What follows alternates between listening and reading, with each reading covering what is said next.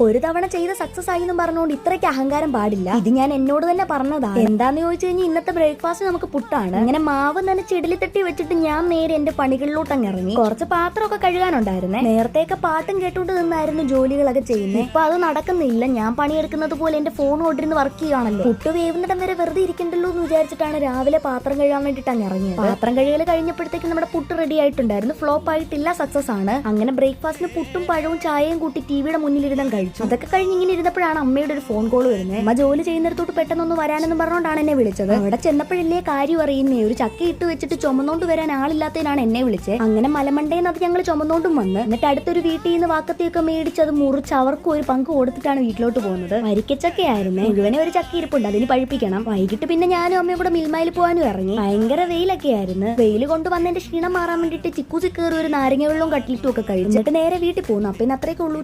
By, see U.